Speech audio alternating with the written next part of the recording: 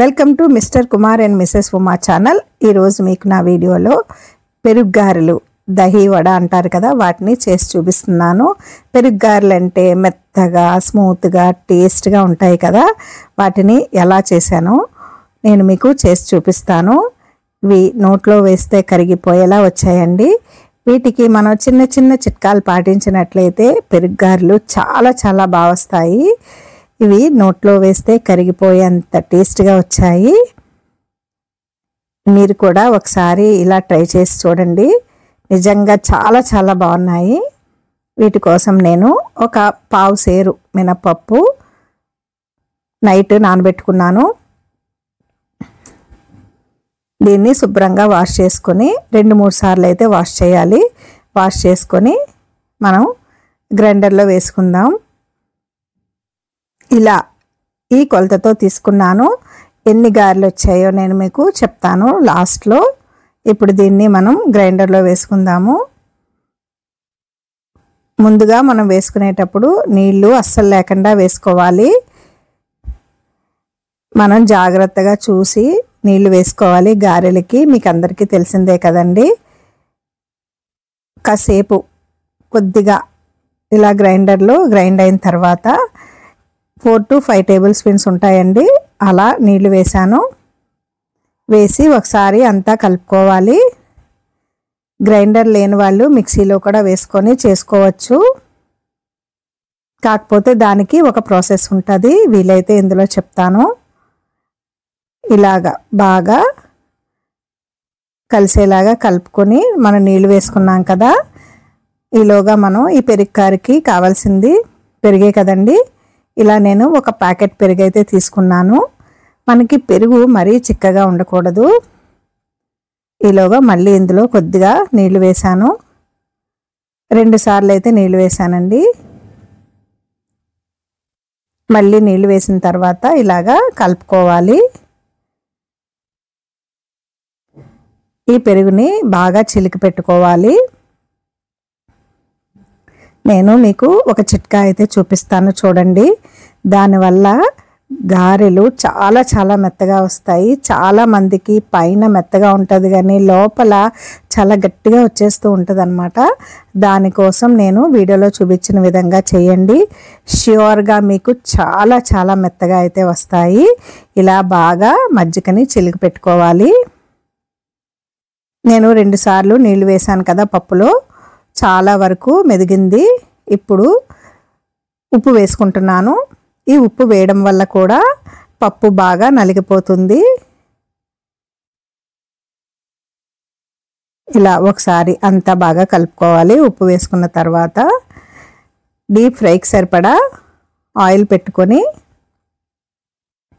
దాన్ని మీడియం ఫ్లేమ్లో పెట్టుకొని ఉంచుకోవాలి. ఇలా మనం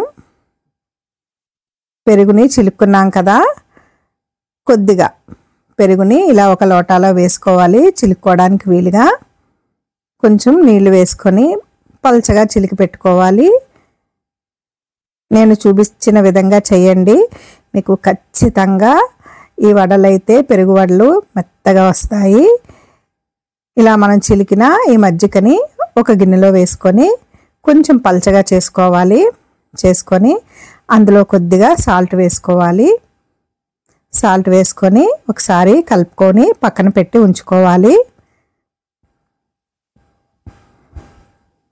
ఈ వీడియో కనుక మీకు నచ్చినట్లయితే తప్పకుండా లైక్ చేసి సబ్స్క్రైబ్ చేసుకొని సపోర్ట్ చేయండి. మిగిలిన ఈ పెరుగుని ఇలా వెడల్పాటి బౌల్లో వేసుకోవాలి. పెరుగు గారెలన్నీ ఇందులో మునగాలి కాబట్టి కొంచెం వెడల్పుగా ఉన్న గిన్నె అయితే మనకి చక్కగా ఈ పెరుగు గారెలు అందులో నానుతాయి అన్నమాట. ఇలా కొంచెం వాటర్ వేసుకోవాలి. మరీ చిక్కగా ఉంటే పెరుగు గారెలు నానడానికి అవకాశం ఉండదు.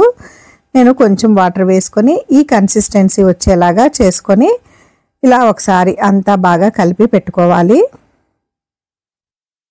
పప్పు మెదిగిపోయిందండి. టెక్స్చరు మనం ముట్టుకుంటే ఫెయిర్ అండ్ లవ్లీ క్రీమ్ ఉంటుంది చూడండి, అలా ఉండాలన్నమాట.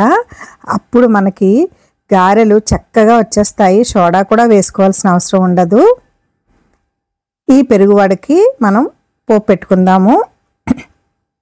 ఇలా ఒక చిన్న గిన్నె పెట్టుకొని అందులో ఆయిల్ వేసుకొని అది హీట్ ఎక్కేలోగా నేను ఈ పెరుగు రెడీ చేసి ఉంచుకున్నాం కదా, అందులో కొద్దిగా పసుపు కొంచెం సాల్ట్ వేసుకొని బాగా కలుపుకుంటున్నాను. చాలామంది పెరుగు వడని తెల్లగానే చూపిస్తారండి, నాకైతే నచ్చదు. మీకు ఇష్టం లేకపోతే స్కిప్ చేసేయండి పసుపుని. ఇప్పుడు ఆయిల్ హీట్ ఎక్కింది, ఇందులోకి కొద్దిగా జీలకర్ర కొంచెం ఆవాలు వేసుకుంటున్నాను. ఇది ఒకసారి కలుపుకొని ఫ్రై అయిన తర్వాత నేను 7-8 పచ్చిమిరపకాయలను అయితే చిన్న ముక్కలుగా కట్ చేసి వేస్తున్నాను. ఈ పెరుగు వడకి పచ్చిమిరపకాయలు కొంచెం ఎక్కువే ఉండాలి. కావాలంటే మనం ఎండుమిరపకాయ కూడా వేసుకోవచ్చు, కట్ చేసుకొని 2 వేసుకోవచ్చు. కరివేపాకు వేసుకున్నట్లయితే ఆ ఫ్లేవరు చాలా చాలా బాగుంటుంది. ఇలా ఆవాలు, జీలకర్ర, పచ్చిమిరపకాయలు, కరివేపాకు ఇవన్నీ వేసేసుకొని ఇవి బాగా ఫ్రై అయిన తర్వాత మనం పెరుగుని రెడీ చేసి పెట్టుకున్నాం కదా, అందులో వేసేసుకోవాలి. వేసుకొని పోపంతా కలిసేలాగా ఒకసారి బాగా కలుపుకొని పక్కన పెట్టేసుకోవాలి. ఈ గారెలకి రుబ్బుకున్న పిండిని ఒక బౌల్లో వేసుకున్నాం కదా, దీనిలో కొంచెం ఉప్పు సరిపోలేదండి, మీరు చూసుకొని వేసుకోండి. మనకి పెరుగులో ఉంటుంది ఉప్పు, అలాగే మజ్జిగలో కూడా వేసాం కదా. ఇలా ఒక్కసారి మనం ఈ పిండిని బాగా కలుపుకోవాలి. నేనైతే ఇందులో అస్సలు సోడా వేయలేదండి, చాలా చాలా బాగా వచ్చాయి. ఇలా వీడియోలో చూపించిన విధంగా చేత్తో ఒకసారి తడుపుకొని మనం నూనె అయితే బాగా హీట్ ఎక్కాలండి. హీట్ ఎక్కిన తర్వాత మీడియం ఫ్లేమ్లో పెట్టుకోవాలి, లేకపోతే ముందుగా వేసిన గారెలు మాడిపోతూ ఉంటాయి. ఇలా వీడియోలో చూపించిన విధంగా చెయ్యిని ఒకసారి తడుపుకొని పిండి ముద్దను తీసుకొని ఇలా రౌండ్గా చేసుకొని వేసేసుకోవడమే. నేను పావుసేరు పప్పు వేశాను కదండి, నాకు 20 గారెలు అయితే వచ్చాయి. కానీ నేను పెరుగు గారెలు అయితే 7 వేసుకున్నాను, మిగతా గారెలు ఉల్లి గారెలు వేసుకున్నాను అనమాట టిఫిన్లోకి. మీకు చూసారు కదా అలా కనిపిస్తుంది. అలా వచ్చినట్లయితే మనకి గారి మెత్తగా వచ్చినట్టు లెక్క.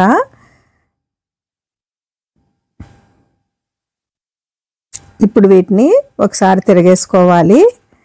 ఫ్లేమ్ని మీడియం టు హైలో పెట్టుకుంటూ మనం వీటిని వేపుకోవాలి. మీడియంలో ఉంచకూడదు, అలానే హైలో కూడా పెట్టేసుకోకూడదు. అవి వేగే విధానాన్ని బట్టి మనం చూసుకొని మార్చుకుంటూ ఈ గారెల్ని తిరగేసుకుంటూ కాల్చుకోవాలి. ఈ పెరుగు గారెలకి మనం పల్చగానే ఒత్తి వేసుకోవాలండి, దలసరిగా అయితే వేసుకోకూడదు. ఇలాగే మిగతా గారెలు కూడా వేసేసుకున్నాను. ఇప్పుడు వీటిని మనం మజ్జిగ చేసి ఉంచుకున్నాం కదా, ఆ మజ్జిగలో అయితే వీటిని వేసుకోవాలండి. ఇలా వేసుకోవడం వల్లనే మనకి పెరుగు గారెలు దూదుల్లా వస్తాయన్నమాట. ఇలా వేసుకొని ఒక 2 నిమిషాల పాటు అలా వదిలేయాలి. ఇలా చేసి చూడండి, తప్పకుండా ఈ పెరుగు గారెలు మెత్తగా వస్తాయి. ఇప్పుడు వీటిని మనం చేతిలోకి తీసుకొని వాటిని బాగా మధ్యలో పెట్టుకొని 2 చేతుల మధ్యలో పెట్టుకొని బాగా నొక్కి ఇలా వీడియోలో చూపించిన విధంగా అందులోంచి మజ్జిగ అంతా వచ్చేయాలన్నమాట. మనం రెడీ చేసి ఉంచుకున్నాం కదా, పోపు వేసుకొని ఆ పెరుగులో ఇలా వీటిని వేసేసుకోవాలి.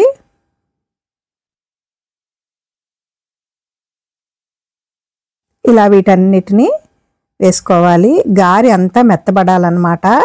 ఎక్కడైనా మెత్తబడకుండా గట్టిగా ఉండిపోయినట్లయితే మనకి మళ్ళీ అది సరిగ్గా నానదు.